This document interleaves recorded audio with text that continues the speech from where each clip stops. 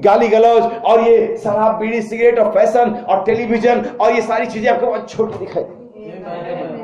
मैं अपना टाइम कहाँ वेस्ट कर, मैं अपने आप को कहाँ परमेश्वर के अलावा मैं दुनिया के अंदर में कहाँ समझ, ये चीजें छोटी दिखाई देगी।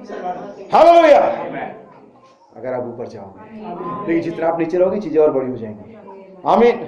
सो आज वो का माँ यहाँ पर है आपको ऊंचाई पर ले जाने के लिए। परमेश्वर की आवाज को लाजर ने सुना और वो जिंदा हो गया। अगर आप आज आप कहेंगे भाई आलोक मैं तो मालूम मैं कब्र में नहीं हूँ, बाइबल कहती पूरी पृथ्वी कब्र है, सब परमेश्वर की महिमा से रहित है, सब मरे हुए हैं। यीशु आया, आमीन, ताकि लोग जीवन पाए। जो मृत्यु की छाया की बादी में बैठे थे उन पर ज्योति चमकी। आप जो पाप की बादी में, पाप के अंधकार में, अभिलाषा के अंधकार में बैठे हो, आज प्रभु आप पर अपनी ज्योति को चमका सकता है। आप एक बार परमेश्वर से कहें प्रभु आप नीचे आ जाओ, मैं अपना मामला सही करना चाहता हूँ। आपका पाप परमेश्वर को नहीं रोकेगा। आप ये मत सोचो मैं तो इतना बड़ा पापी हूँ, इतने दिनों से पापी हूँ और मैंने ये किया और मैंने वो किया, क्या आप भी परमेश्वर ठीक कर देगा? नबी कहता आपका पाप परमेश्वर को नहीं रोकता है, आपका पाप सिर्फ आपको रोकता है। हालेलुया।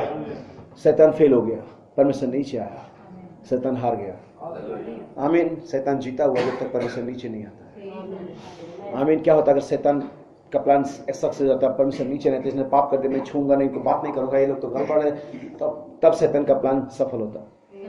लेकिन तब शैतान का प्लान फेल हो जाता है जब परमेश्वर नीचे आता है। हालेलुया।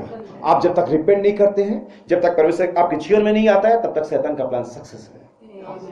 लेकिन जैसे ही परमेश्वर नीचे आता है, परमेश्वर का शैतान का प्लान क्या हो जाता है?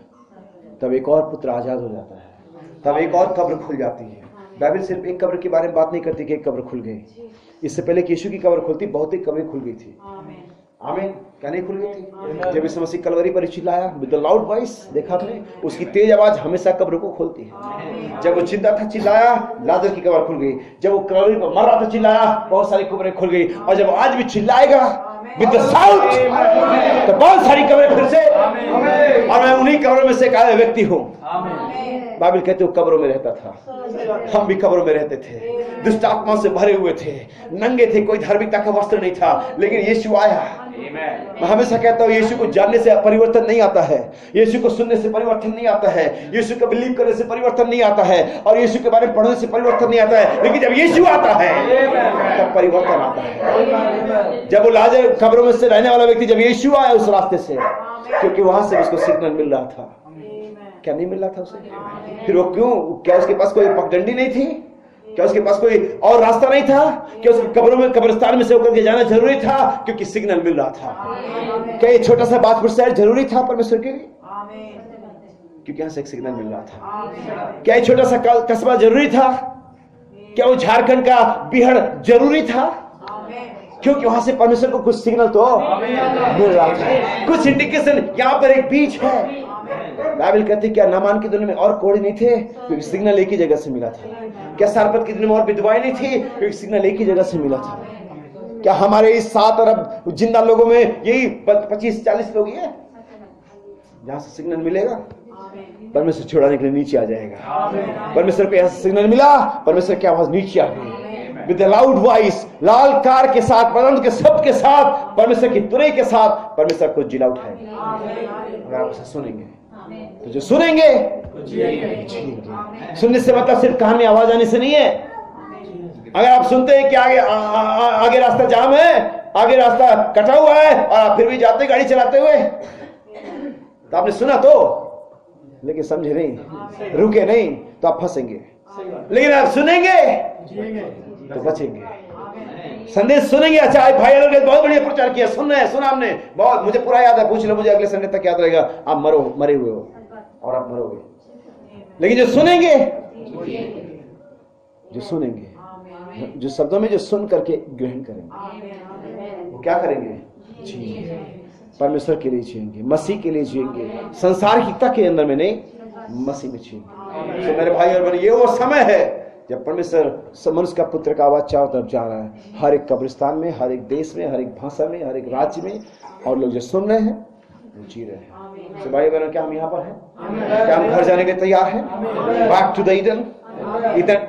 ईडन के अदन क्या है?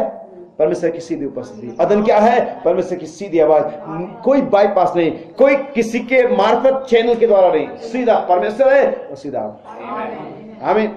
सो अगर आप अदन में जाएंगे तो आपका सीधा कांटेक्ट परमेश्वर के साथ होगा।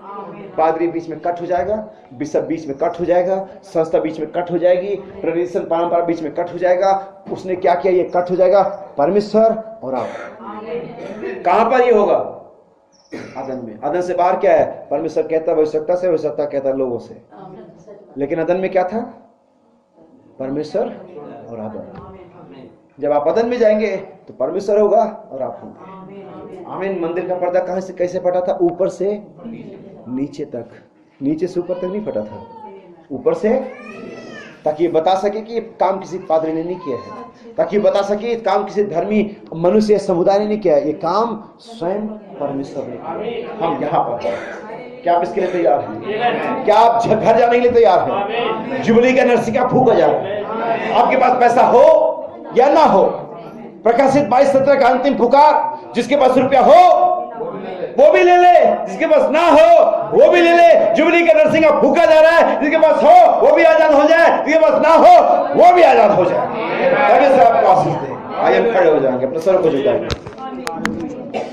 हालेलुया।